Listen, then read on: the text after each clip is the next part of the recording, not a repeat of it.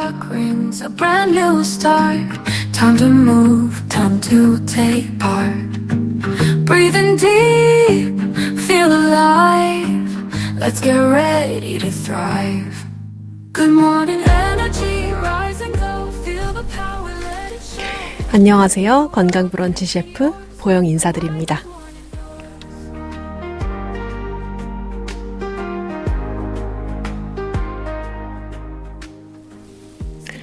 기나긴 연휴, 어쩌면 또 짧았을 거라는 생각도 드는 그런 설 연휴 잘 보내고 오셨나요? 그간의 이야기들을 한번 속속이 건강 브런치 1시간 방송을 통해 좀 풀어보고요. 우선 첫 번째 곡 먼저 들려드리도록 하겠습니다.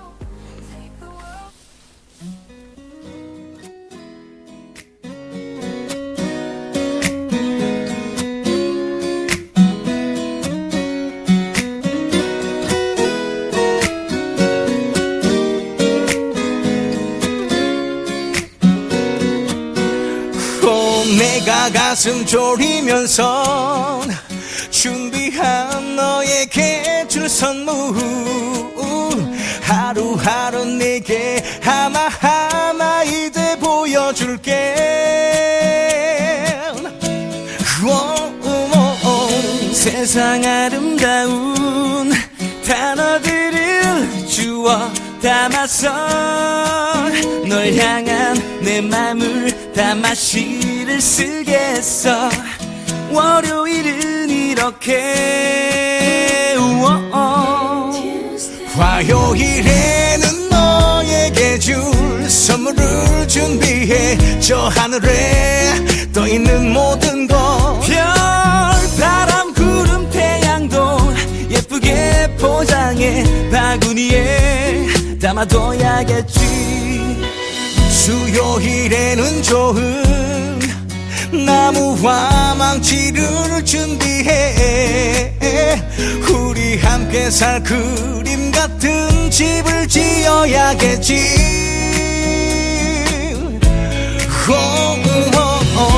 이번엔 목요일 제주도에 나를 가져와 신혼여행에 필요한 말과 마차를 준비를 하는 거야 금요일에는 조개 껍질 묶어서 너에게 목걸이를 목에 걸어주고 꽃반지는 토끼풀을 따다가 엮어서 손가락에 끼워주는 거야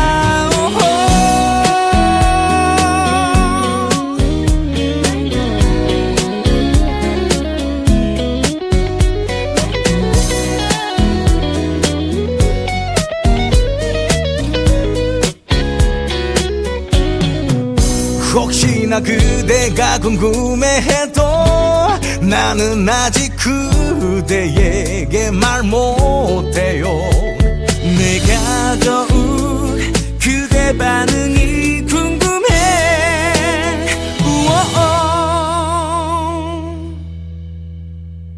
토요일에는 하나 둘씩 정리를 해야지 떨리는 맘 잠이 오질 않아 드디어 일요일이 다가와 버렸어 그대 앞에 무릎 꿇고 있어 처음 본 순간부터 너를 I love you 해왔어 앞으로도 너만 사랑할게 저 푸르른 하늘 앞에 영원을 맹세해 내 사랑아 나와 결혼해줘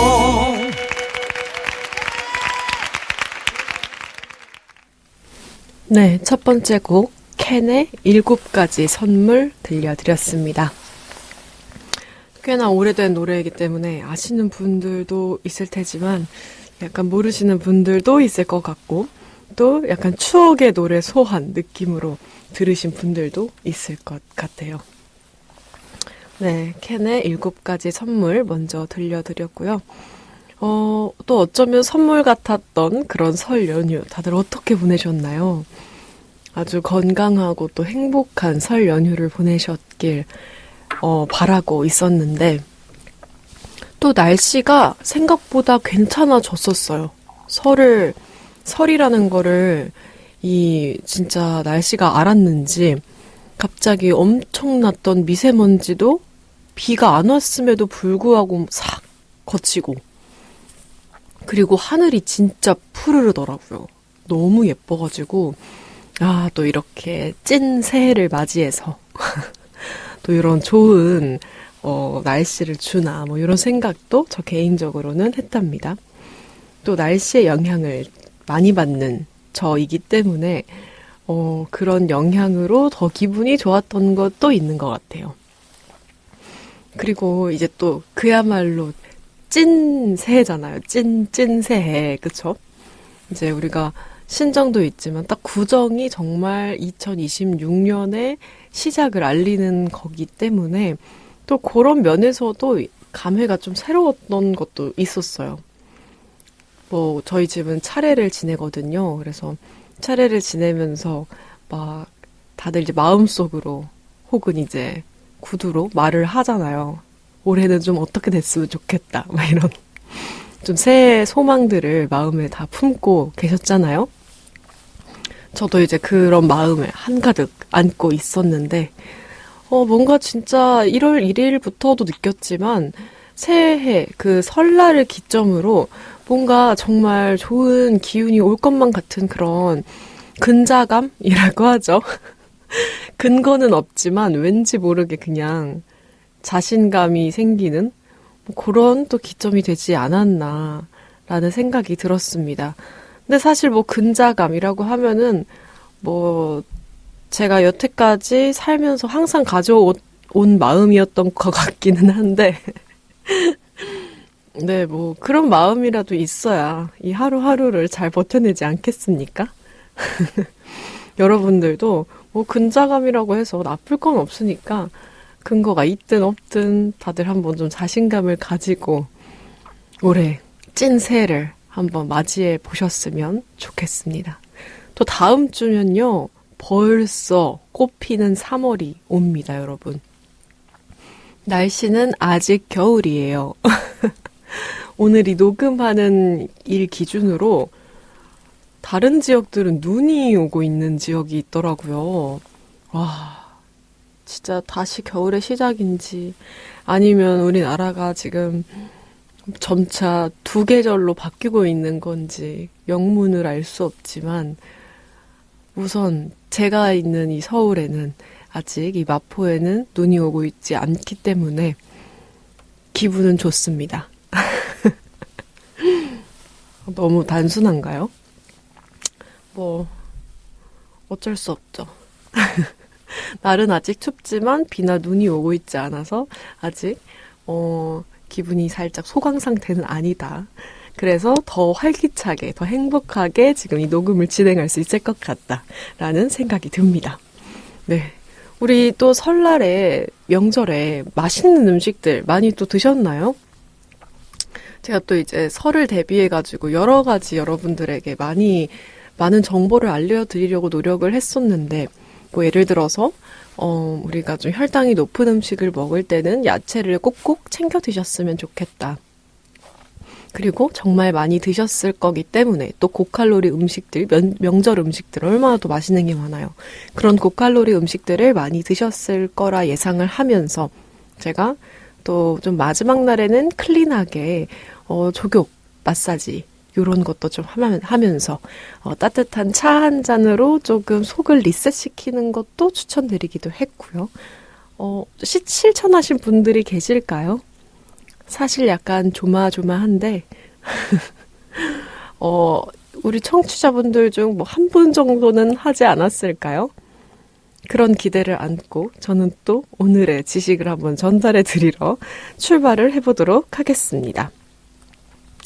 우리 한국인들이 가장 좋아하고 또 진짜 빼놓을 수 없는 그런 식량 중에 하나는 쌀이라고 거의 정말 독보적인 1위가 아닐까라고 감히 예상을 해볼 건데 아마 쌀이 정말 한국인들에게 가장 많이 사랑받는 식량이자 끼니이자 뭔가 그런 친구일 것 같아요. 그런데 여러분들, 익히 아마 그냥 여기저기서 주워들은 말로 흰쌀밥은 몸의 건강에 좋지 않다라는 이야기 들어보셨을까요? 물론 이제 옛날에는 흰쌀밥만 먹었던 시절도 또 있었고, 또 이제 뭔가 잡곡을 섞어버리면 뭔가 그 고유의 이제 그 흰쌀밥만의 감칠맛이 좀 사라지기 때문에 흰쌀밥만 고집하시는 분들도 계셨을 거라 생각이 들어요. 그리고 또 그냥 흰쌀만 넣고 그냥 밥을 지으면 되기 때문에 또 간단하고 편리하고 이러니까 많은 이유로 이제 흰쌀밥을 드시는 분들이 많으셨을 텐데, 점차 이런 정보의 유통이 활발해지면서 흰쌀밥은 건강에 마냥 좋지 않아요, 이런 말을 많이 했었을 거예요, 한창. 물론 현재도 진행 중이고요. 그런데 흰쌀밥이 왜 도대체 좋지 않은가라고 하면은 그러게 이렇게 약간 망설이게 되시는 분들 계실 겁니다. 제가 한번 그 이유를 오늘 좀 이야기를 해드리려고 하는데요. 흰쌀밥 말고 우리는 잡곡밥이나 현미밥, 뭐 콩밥 이런 거를 드시라고 해요. 자, 이유를 지금부터 말씀을 드리자면요. 바로 혈당 때문입니다. 가장 큰 이유는 혈당. 흰쌀밥은 혈당을 올리기에 아주 적합한 친구예요. 그런데 우리 건강 브런치에서도 많이 말씀을 드렸었잖아요. 이 혈당 관리 너무너무 중요하다. 여러 가지 질병뿐만 아니라 우리 일상의 루틴을 찾기 위해서는 이 혈당의 오르내리락하는 그 그래프를 우리 선에서 지켜주는 게 정말 중요한 임무다라고 여러 번 정말 거듭 강조해서 말씀을 드렸던 것 같은데요. 우선 한국인은요, 탄수화물을 정말 많이 섭취하는 인류 중에 하나입니다. 단백질을 가장 많이 하셔라 해도 이제 탄수화물이 들어있는 음식들이 너무너무 많기 때문에 어쩔 수 없이 탄수화물을 많이 섭취할 수밖에 없게 되는 그런 구조를 가지고 있는 우리 한국인의 식습관이 너무 고착되어 있다라고 말씀을 드릴 수 있을 것 같은데요. 무려 60% 안팎으로 한국인들이 탄수화물을 섭취하고 있다고 합니다. 이거 자체가 혈당 관리에 굉장히 부담이 되는 식단이에요. 그러니까 한국인들은 의식적으로라도 정말 의무적으로라도 단백질을 챙겨줘야 한다는 말을 제가 여러 번 여러분들께 말씀을 드리기도 했던 건데요. 그러면 자, 우리가 일단 좀 뭔가 이론적으로 접근을 해보자면요. 질병관리청의 2022 국민건강 영양조사 결과가요, 한국인 혈당 관리에 정말 취약한 면모를 드러낸다고 하는데요. 우선 30세 이상 성인의 41%가 당뇨병 또는 공복혈당 장애군에 속한다고 합니다. 이 말은요, 여러분, 41%잖아요. 10명 중에 4명이 이미 혈당 관리를 잘 못하고 있다는 의미를 뜻합니다. 일명 혈당 사각지대라고 합니다. 그 혈당 사각지대에 진입했음을 의미하는 게 바로 이 국민건강 영양조사 결과 30세 이상 성인의 41%가 당뇨병 또는 공복혈당 장애군에 속한다는 이 결과가 이런 혈당 관리를 못하고 있다는 이 결과를 보여주는 겁니다, 여러분. 그런데 이제 여기서 보면요. 한국인의 전체 에너지 섭취 중에 탄수화물 비율이 60% 안팎을 차지하는 식단 구조 자체가 혈당 관리의 부담 요인으로 꼽히고 있고요. 국가데이터처의 2023년 사망 원인 통계에 따르면 당뇨병이요, 국내 사망 원인 7위를 기록했다고 합니다. 이거는 진짜 만성질환 중에서도요, 당뇨병의 치명률이 진짜 여전히 압도적임을 의미한다고 해요. 그러니까 이 모든 게 바로 탄수화물의 섭취량이 출발점이 될 수 있다는 겁니다, 여러분.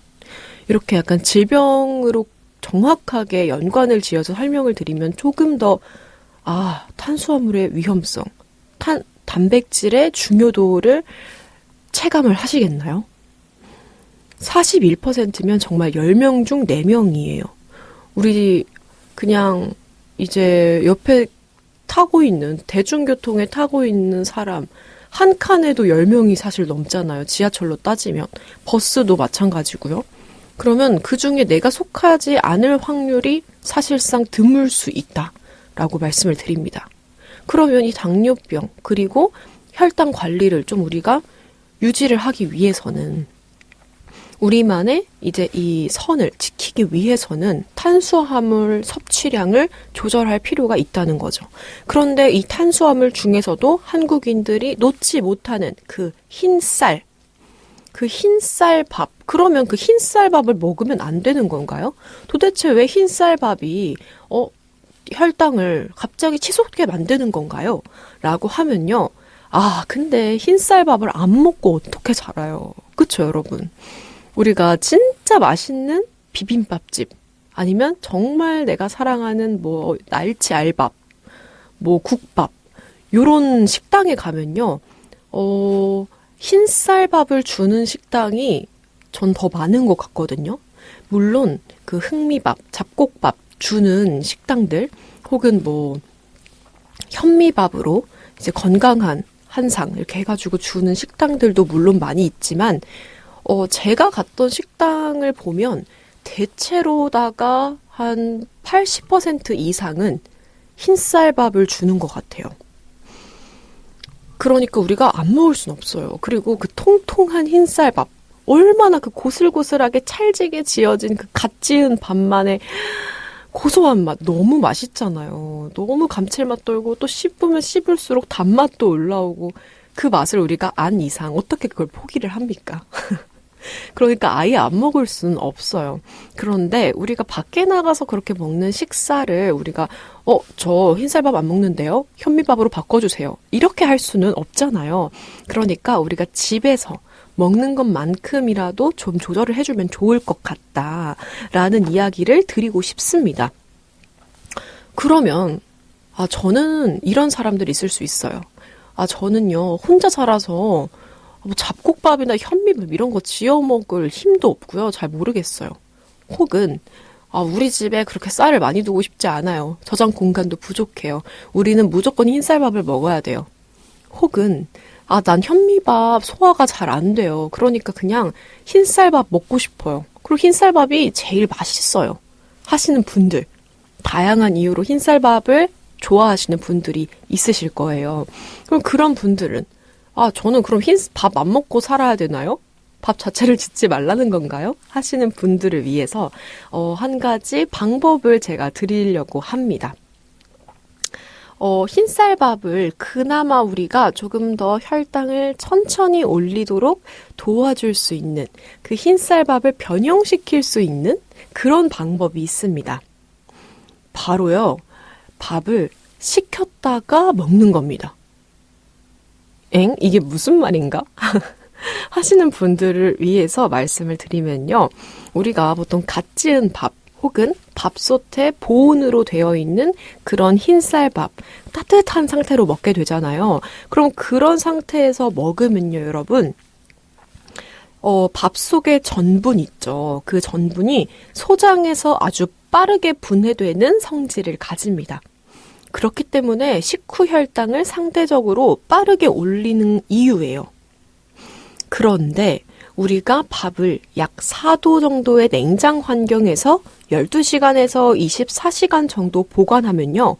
요 전분 분자 구조가 재배열되는 노화 과정을 거칩니다. 이 과정에서 소화효소에는 잘 분해가 되지 않는 노화 전분 형태의 저항성 전분이 늘어날 수 있습니다. 그러면요, 저항성 전분이라는 애는요, 우리의 식후 혈당 반응이 낮게 유지할 수 있는, 그리고 막 오르더라도 가파르게 오르지 않고 천천히 오르게 도와주는 친구가 바로 이 저항성 전분입니다.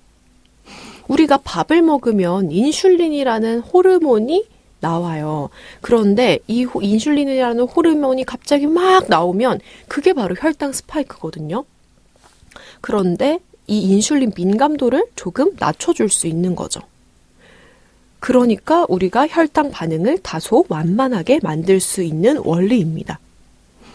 그러면 이제 이런 질문이 나올 수 있겠어요. 그럼 밥을 냉장고에서 차게 식혔다가 찬 밥을 먹으라는 말인가요? 하시는 분들, 아닙니다. 한번 차게 이렇게 식혀가지고 데울 수 있잖아요.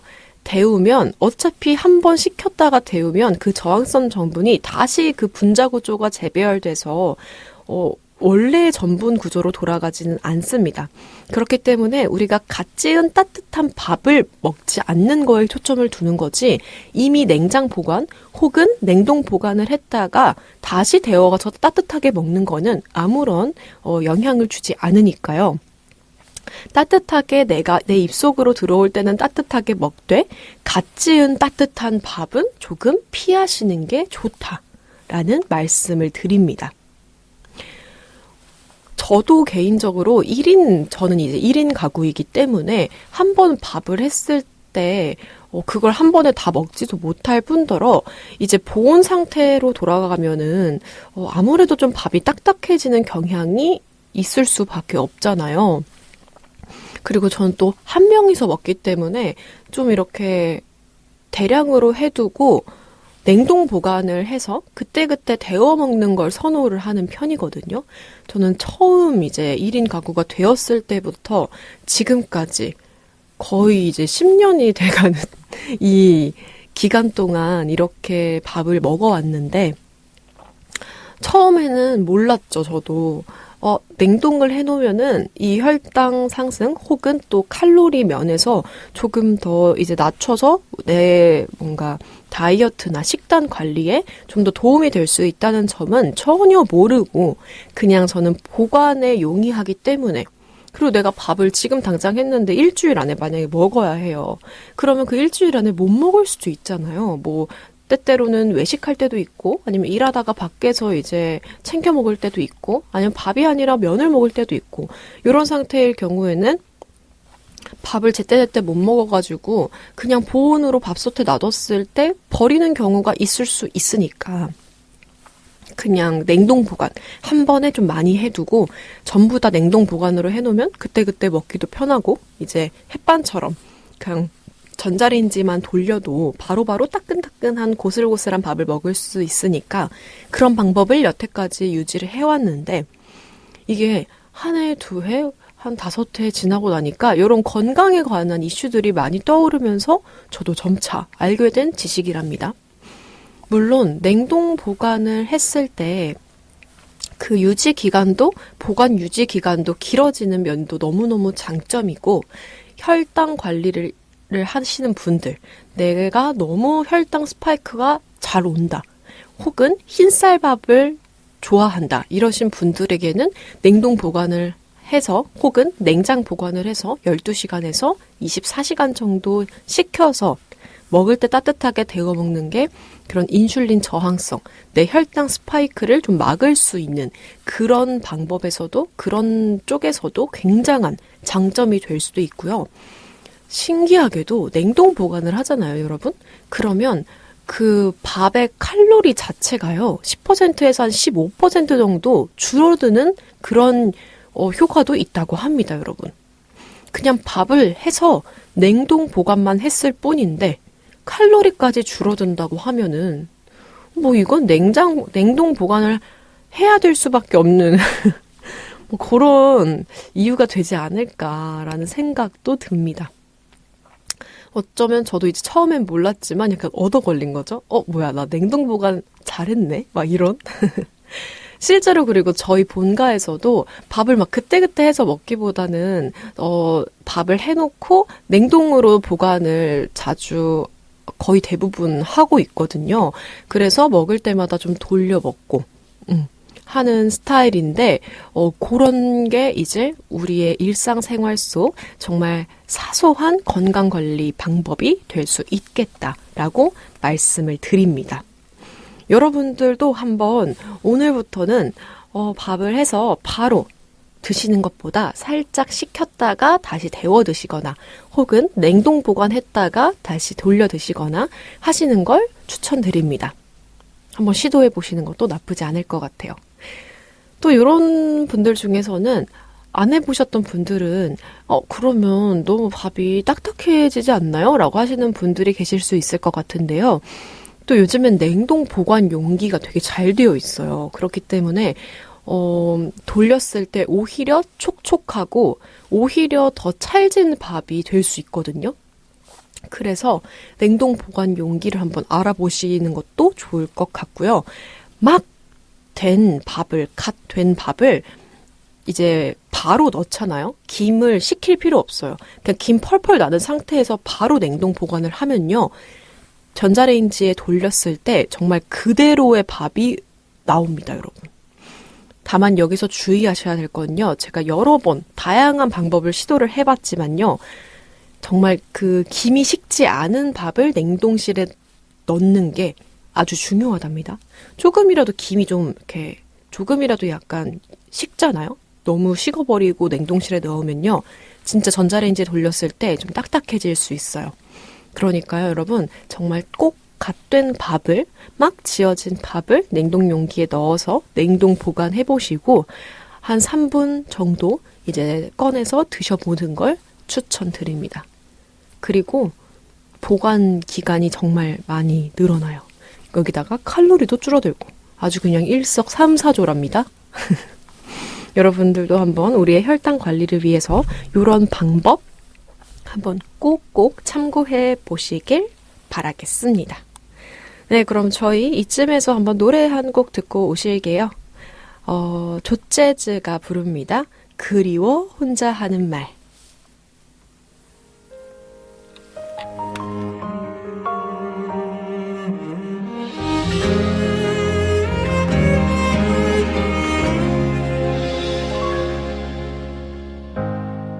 닿을 수가 없었죠.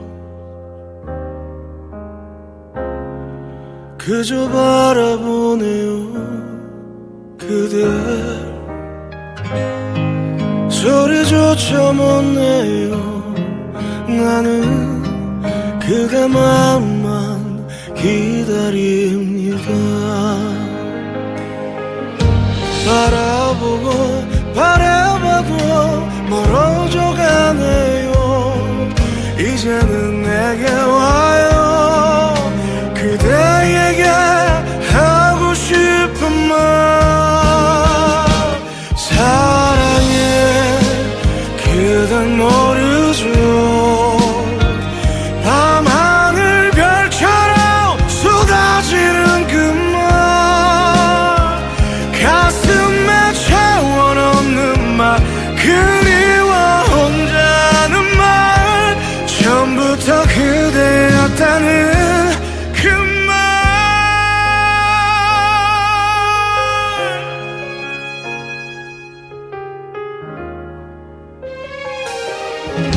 잠 못 드는 순간에도 그리워지네요. 이제는 내게 와요. 그대에게 하고 싶은 말. 사랑해 그댄 모르죠. 밤하늘 별처럼 쏟아지는 그 말. 가슴에 채워넣는 말. 그리워 혼자는 말. 처음부터 그대였다는 그 말. 계절을 돌고 돌아 참 오래 걸렸죠. 넌 아직 겁이 많아서 날 못한 채 널 기다리는데.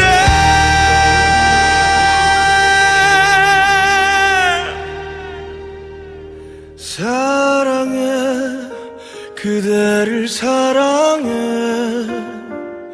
사랑해요.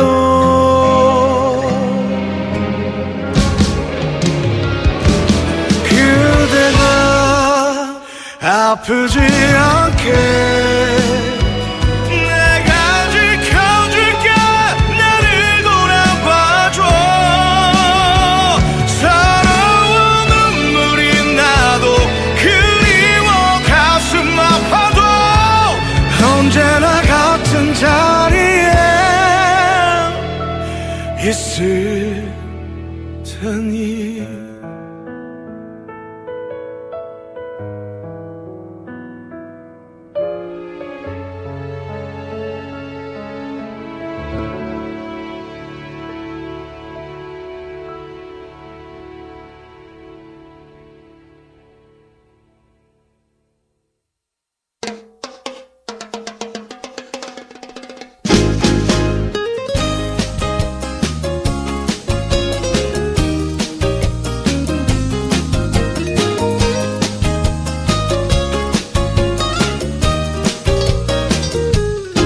온종일 정신없이 바쁘다가도 틈만 나면 네가 생각나. 언제부터 내 안에 살았니? 참 많이 웃게 된 너 때문에 어느새 너의 모든 것들이 변해지나 봐.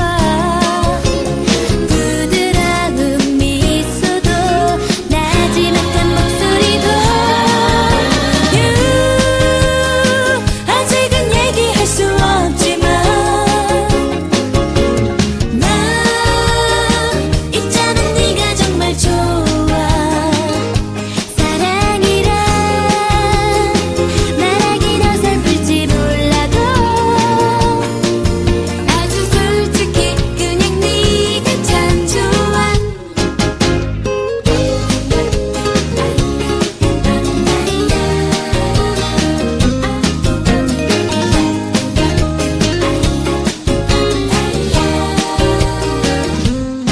친구들 속에 너와 함께 있다면 조심스레 행복해지고 어쩌다가 네 옆에 앉으면 세상을 다 가진 기분이 드는 걸.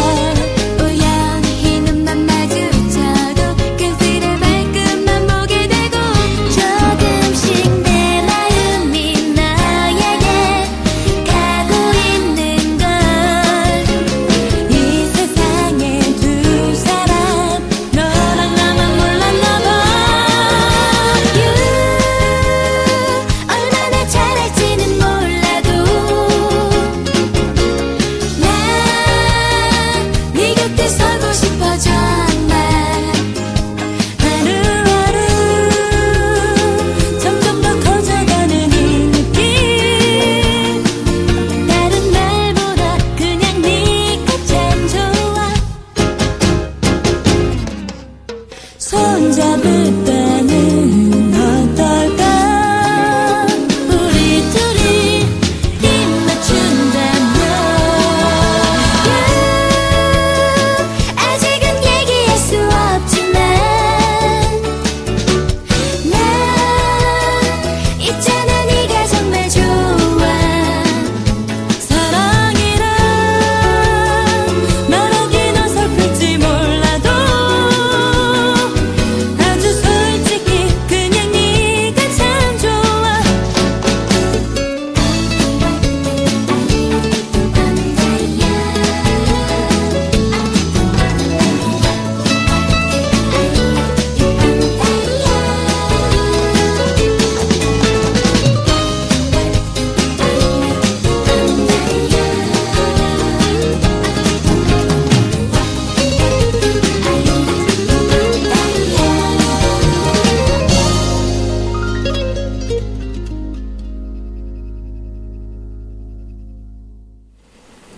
네, 주얼리의 네가 참 좋아까지 듣고 오셨습니다.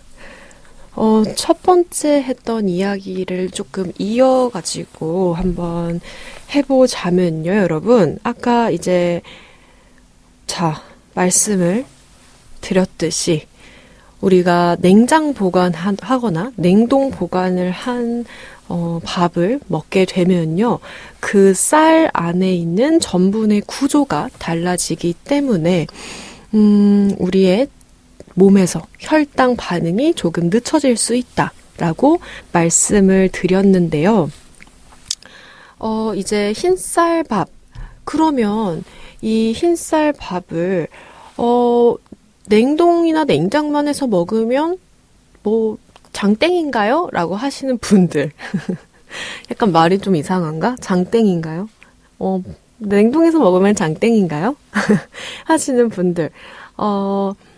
사실, 우리가 칼로리면 혹은 혈당 방면에서, 그런 이제 좋은 이득을 얻을 수 있겠지만요. 사실상 여러분, 우리가 전체적인 양 자체를 줄이는 것만큼 좋은 방법은 없습니다. 아무리 그런 혈당이나 칼로리에 대한 부담을 낮출 수 있어도요. 그거는 언제까지나 보조적으로 관리할 수 있는 방법이 될 수 있을 것 같고요, 여러분. 우리가 조금 더 효과적인 혈당 관리에 뭔가 이익을 보고 싶다면요. 섭취 총량을 조금씩이라도 줄여보시는 걸 가장 추천드리겠습니다. 그렇다고 한 번에 확 줄이기보다도요, 한 스푼씩 조금 줄여나가는 거, 혹은 흑미밥이나 현미밥으로 조금씩 한 반반 정도 드셔보시는 것도 너무너무 좋은 방법일 것 같습니다. 그리고 여러분, 한 번 더 작용을 제가 말씀을 드리자면요. 또 우리 사람의 노화는 그렇게 뭔가 좋다고 볼 수 있는 측면은 아니지만 이런 쌀에 있는 노화, 전분의 노화는요. 우리에겐 너무너무 좋은 작용을 합니다. 우리가 소화효소는 그냥 있는 전분은요. 정말 잘 분해를 시킵니다. 우리가 가지고 있는 소화효소는 딱 들어왔을 때 들어왔다, 전분이다 하고 막 이제 분해를 시키는 거죠. 그 작용이 발생을 하면요. 우리 몸에서는 바로 그 혈당 스파이크가 일어나는 건데요. 우리가 냉장 보관 혹은 냉동 보관을 하면서 쌀, 밥의 온도를 조금 낮춰주는 그런 과정으로 인해서 그 쌀 안에 있는 전분은 노화가 됩니다. 일명 노화전분이라고 부르는데 이 노화전분은요. 저항성 전분이 늘어나는 형태여가지고요. 말 그대로 우리의 소화효소가 이 친구를 분해하는 거에 대한 저항을 조금 가지게 됩니다. 그렇기 때문에 그냥 전분은 막 분해할 수 있더라도 이 저항성 전분은요. 막 분해하기가 어렵기 때문에 좀 천천히 분해를 하면서 혈당도 똑같이 천천히 올라가는 작용이 함께 이루어지는 겁니다. 꼭 이 과정을 한번 생각을 해보시고 그러면 진짜 냉장이나 냉동 보관해서 밥을 좀 차갑게 한 후에 따뜻하게 데워 먹는 게 더 좋겠네 생각을 해보시는 게 좋을 것 같아요. 또 이런 과정을 또 알고 하는 거랑 모르고 해먹는 거랑은 다른 차이가 있으니까요. 다시 한번 제가 그 과정을 말씀을 드렸고요. 한 가지 주의해 주실 점이 있습니다. 바로 이 밥을 따뜻하게 갓 지은 밥을 보관을 할 때요. 그냥 식히면 돼 라는 초점에 맞추면 사실 상온 보관도 괜찮아요. 그쵸? 우리의 상식선에서. 왜냐면 가만히 냅두면 이 열기가 다 빠져나갈 테니까. 하지만요, 여러분, 쌀에는요, 바실러스 세레우스라는 포자가 존재할 수 있습니다. 요거는요, 식중독의 원인이 될 수 있는데요. 조리 후에 냉장이나 냉동을 하지 않고 그냥 상온에 오랫동안 두게 되면요. 구토와 설사를 유발하는 식중독의 원인이 될 수 있으니까요, 여러분. 꼭 상온 보관 말고 특히나 이제 우리 곧 따뜻해지는 봄, 여름 되면 더더욱 그치만 지금 좀 찬 겨울에도 마찬가지로 상온은 너무 위험하다. 그렇기 때문에 꼭 냉장이나 냉동으로 보관을 해주시는 게 좋겠습니다. 일부 독소는 열에 비교적 안정적인 특성이 보고되어 있기 때문에 단순 제가열만으로도 충분하진 않을 수 있어요. 이 식중독의 원인이 될 수 있는 그런 포자들이나 아니면 균들이. 그러니까 여러분 꼭 밥을 쟁반에 얇게 펼쳐서 식히기도 할 수 있고요. 혹은 그 열기 가득한 채로 바로 냉장 보관을 하는 게 좋습니다. 그리고 먹기 직전에 꼭 전부 다 잘 데워졌을 때 드시는 게 좋습니다. 또 찬밥을 먹는 것 자체가 또 식중독의 원인이 될 수도 있다라는 이야기가 있기 때문에요. 우리 어차피 또 찬밥보다는 다들 따뜻한 밥 좋아하시잖아요? 그쵸?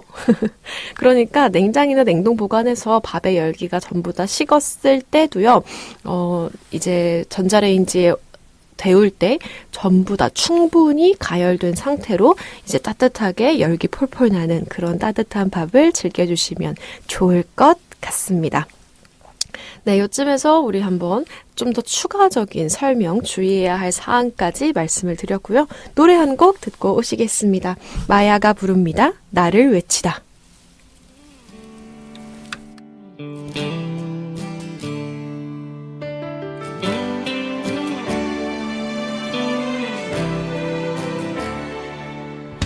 새벽이 오는 소리 눈을 비비고 일어나 곁에 잠든 너의 얼굴 보면서 힘을 내야지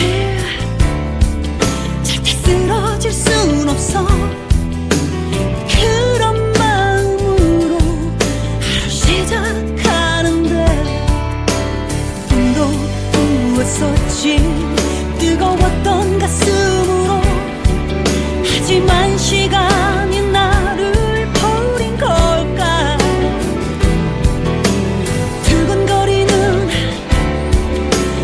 나의 심장은 아직도 이렇게 뛰는데 절대로 약해지면 안 된다는 말 대신 뒤처지면 안 된다는 말 대신 지금 이 순간 끝이 아니라 나의 길을 가고 있다고 외치면 돼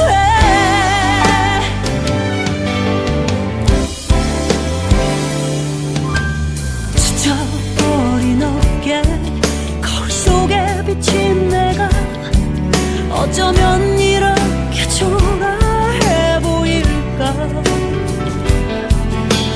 똑같은 시간 똑같은 공간에 왜 이렇게 변해 버린 걸까 끝이 있는 걸까 시작뿐인 내 인생에 걱정이 앞서는 건 또 왜일까 강해지자고 뒤돌아보지 말자고 앞만 보고 달려가자고 절대로 약해지면 안 된다는 말 대신 뒤처지면 안 된다는 말 대신 지금 이 순간 끝이 아니라 나의 길을 가고 있다고 외치면 돼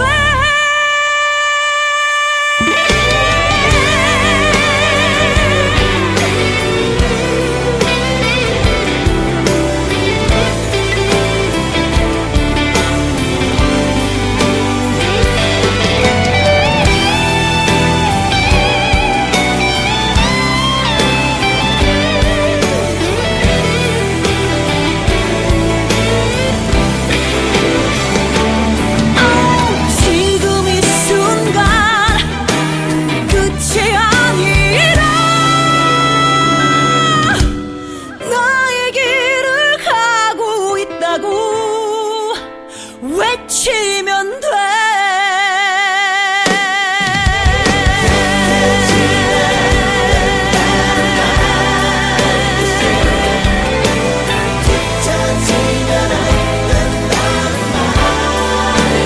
끝이 아니라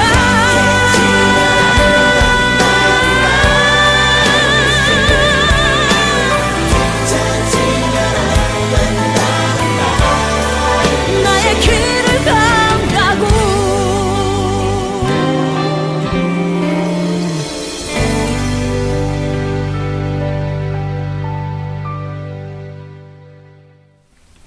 네, 마야의 나를 외치다 듣고 오셨습니다.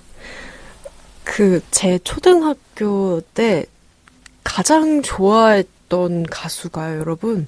마야예요. 저도 한참을 잊고 있다가 최근에 어떤 계기로 이게 상기가 됐는데, 진짜 이 시간이, 방금 초등학생이었던 것 같은데 또 이럴 때가 있잖아요. 언제 내가 이 나이가 됐지? 막 이럴 때가 있는데, 네, 그때 당시에 저의 최애 여자 솔로 가수가 마야였답니다. 그때 진짜 많이 들었는데. 그때는 이런, 어플, 이런 게 없었잖아요. 사실 스마트폰도 없었어요, 네. 스마트폰도 없었고, MP3에 노래 다운받아가지고, 이어폰 꽂고, 줄 이어폰 달고 다니던 시절이었는데, 네.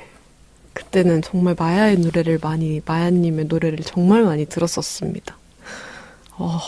진짜 빠르네요. 또 노래를 생각하면 또 그 시절의 추억이 떠오를 때도 있잖아요. 그게 바로 음악의 힘이다라고 생각을 하는데, 네, 저도 잠깐 좀 노래를 크게 틀어놓고 추억에 잠겼습니다. 네, 그러면, 자, 일단 우리 마지막, 우리 오늘 뭐 먹지? 코너에 들어가 볼 텐데요. 오늘 또 우리가 혈당 관리, 당뇨 이야기, 당뇨병이 한국인에게 얼마나 치명적인지, 정말 얼마나 많은 사람들이 당뇨병으로 고생을 하고 있는지에 대해서 말씀을 드리면서 한국인이 뗄래야 뗄 수 없는 정말 사랑하는 흰쌀밥을 어떻게 하면 조금 더 그나마 건강하게 먹을 수 있는지에 대해서 말씀을 드렸는데요. 요거에 한번 연장선으로 당뇨에 관한 이야기를 한번 더 해드릴까 합니다.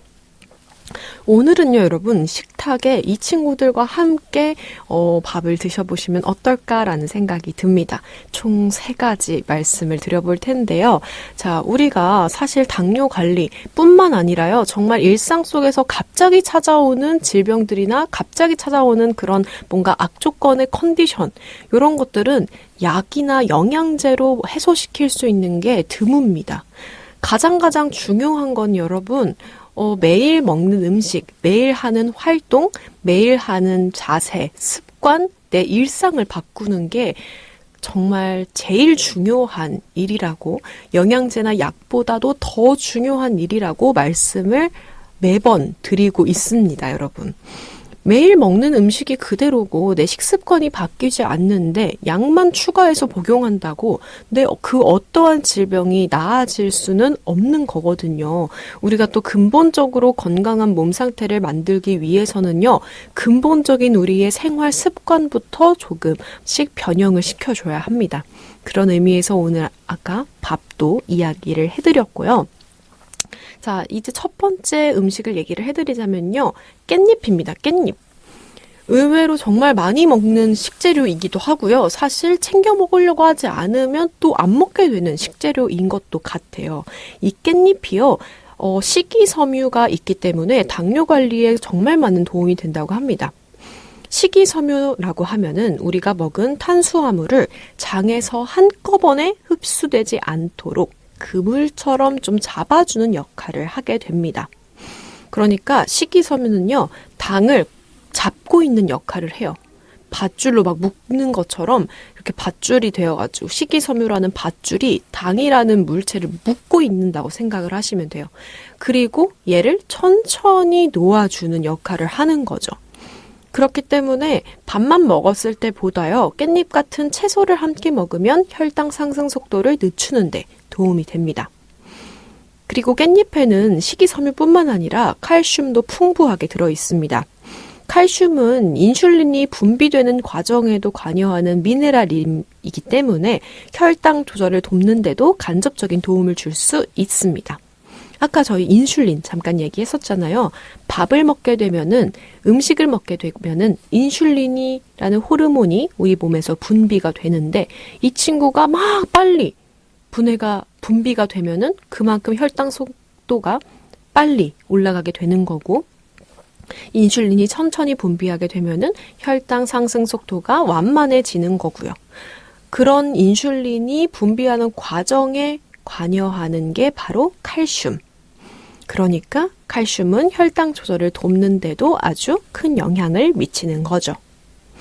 그러니까 여러분, 당뇨 관리를 좀 하고 싶다. 채소를 좀 우리 밥에 추가하고 싶다. 식단에 추가하고 싶다. 하시면 밥 먹을 때 깻잎 반찬, 뭐 깻잎 무침 이런 거 맛있는 거 많잖아요. 그런 거를 한번 추가를 해보시거나 혹은 깻잎 쌈 싸 먹어서 드시는 것도 아주 좋은 방법일 것 같습니다. 그리고 두 번째는요, 블루베리입니다. 당뇨 관리에 도움이 되는 대표적인 과일이 바로 블루베리인데요. 우리가 근데 보통 과일 하면은 혈당이 높다라고 생각을 하시지만 모든 과일이 그런 건 아닙니다, 여러분. 블루베리에는요, 안토시아닌이라는 성분이 들어있는데요. 이 친구는 짙은 보라색을 만드는 색소 성분입니다. 우리 블루베리가 굉장히 짙은 보라색이잖아요. 그 색깔을 띌 수 있게 만들어주는 친구가 바로 이 안토시아닌이라는 성분인데요. 이 안토시아닌은요, 인슐린이 더 잘 작용하도록 돕는 역할을 합니다. 그러니까 이 말은 즉슨요, 인슐린 민감성이 개선된다는 말이에요. 그래서 인슐린이 제대로 작동하면은 혈액 속의 포도당이 세포에서 조금 더 잘 소모되게 돼서요, 전반적인 혈당 조절에 도움을 줄 수 있습니다. 그러니까 이제 포도당을 조금 더 잘 효과적으로 태우는 친구가 바로 이 안토시아닌이라는 친구라는 거죠. 그래서 우리가 뭐 샐러드나 요거트 같은 거 간단하게 챙겨 먹거나 간식으로 드실 때도요, 좀 넣어가지고 블루베리 토핑 해가지고 드시는 것도 추천드리고요. 하루 한 줌 정도 생 블루베리를 그냥 견과류 먹듯이 씹어서 드시는 것도 좋은 방법일 것 같고요. 우리가 과일을 갈아가지고 주스로 마시면요, 어쩔 수 없이 혈당이 빠르게 올라갈 수밖에 없어요. 즙으로 이제 액체로 갈아버리면 우리 몸에서 더 잘 흡수하게 만들기 때문에 주스로 만들어서 먹는 거는 그렇게 추천하지는 않습니다. 다만 우리가 생으로 먹거나 아니면 냉동 블루베리 팩 같은 거 많이 나오잖아요. 그런 거를 이제 냉동 그대로, 생거 그대로 이제 과육을 씹어 먹는 느낌으로 드셔주시면 좋을 것 같습니다. 그리고 마지막으로 말씀드릴 거는요, 바로 올리브유인데요. 올리브유는요, 식후 혈당이 갑자기 치솟는 혈당 스파이크를 줄이는데 도움을 줄 수 있는 식재료입니다. 올리브유에는요, 단일 불포화 지방산과 폴리페놀, 이 두 가지 성분이 아주 풍부하게 들어있는 친구예요. 그리고 이제 요리를 하시는 분들, 뭐 주방 일을 많이 하시는 분들이라면 아시겠지만 올리브유에도 등급이 있습니다. 그런데 이 단일 불포화 지방산 그리고 폴리페놀, 요 좋은 두 가지 성분은요, 엑스트라 버진 올리브유에 특히나 풍부하다고 합니다. 그러니까 이왕이면 엑스트라 버진 올리브유를 섭취하는 게 더 도움이 되겠죠. 이 두 가지 단일 불포화 지방산, 폴리페놀 요 성분들은요, 식사할 때 탄수화물이 흡수되는 속도를 늦추기 때문에 혈당이 급격하게 오르는 걸 억제하는 데 도움을 줄 수 있습니다. 또 지방이 함께 들어오면 음식이 위에서 내려가는 속도가 또 느려지기도 하고요. 그만큼 탄수화물이 천천히 흡수되기 때문에 혈당이 급격하게 오르지 못하게 막아주는 거죠. 그래서 밥이나 빵 드실 때 다 탄수화물이잖아요. 올리브유, 바로 이 지방, 좋은 지방을 같이 섭취를 해주면 위에서 내려가는 속도가 조금 느려지고 탄수화물이 천천히 흡수되도록 도와주기 때문에 혈당 스파이크를 줄이는데 도움이 될 수 있습니다. 그래서 뭐 이런 섭취 방법은 샐러드에 이제 드레싱으로 올리브유를 뿌려 드시거나 빵을 올리브유에 찍어 드시거나 혹은 채소 반찬도 올리브유 살짝 둘러서 드시거나 아니면 아침 공복에 한 스푼 섭취하시거나 이런 방법들이 있겠습니다. 우리 또 올리브유를 아침 공복에 한 스푼 섭취하는 거는 여러 번 저희 건강 브런치에서도 언급을 해드렸었을 거예요. 그래서 올레샷 해서 올리브유랑 레몬즙이랑 함께 한 그 샷잔 한 컵 정도 드셔주시는 게 너무 좋다. 하지만 뭐 위산이 많거나 속쓰림이 있거나 공복에 그런 이제 반응이 있으신 분들은 한 끼를 드셔주시고 드시는 게 좋을 것 같다. 뭐 요런 팁들도 이전 방송에서 여러 번 말씀을 드렸습니다. 요런 정보들이 더 궁금하신 분들 혹은 까먹었다 하시는 분들은요. 제가 여러 번 말씀을 드리지만 유튜브 채널에 재방송으로 들을 수 있는 그 파일이 있습니다, 여러분. 마포 FM 이제 인터넷 검색하셔가지고요. 건강 브런치 재방송 듣기 해주시면요. 또 다시 새로운 마음으로 들으실 수 있으니까요. 그것도 한번 참고해 주시면 좋을 것 같습니다. 네, 여러분 어쩌다 보니까 오늘은 이제 또 명절이 지난 탄수화물 아주 가득가득 섭취한 또 그런 명절이 지난 또 첫 번째 방송이었기 때문에 저도 모르게 약간 당뇨와 관련된 이야기를 해드리고 싶었던 것 같아요. 그래서 오늘 또 이런 뭔가 어떻게 보면 당뇨 특집이라고 할 수 있을 만큼의 당뇨와 관련 혈당 관리에 대한 이야기를 많이 해드렸는데 도움이 되셨길 바랍니다. 네, 또 이 방송을 본 방송으로 듣고 계신 분들은 이제 점심을 드실 시간일 것 같은데요. 요 점심에 한번 깻잎이나 혹은 올리브유 살짝 드레싱으로 혹은 올리브유 한 스푼 드시고 시작해 주시면 또 좋을 것 같고요. 깻잎 반찬 그리고 또 블루베리 간식 이렇게 챙겨 주셔도 아주 건강 브런치의 열렬한 청취자가 될 수 있지 않을까라는 생각을 해보고요. 또 어쩌면 저의 기대감일 수도 있겠네요. 네, 여러분들이 매번 이렇게 매주 방송 들어주시는 거에 너무너무 감사드리고요. 이렇게 들어주시는 것만큼 많은 실천도 함께 해주시면요. 정말 여러분들의 평소 식습관 그리고 건강관리 그냥 여러분들의 건강한 일상을 제가 또 책임져 드릴 수 있을 것 같습니다, 여러분. 네, 어느덧 이번 주 한 주의 절반이 지나가고 있는데요. 나머지 한 주도 알차게 보내봅시다.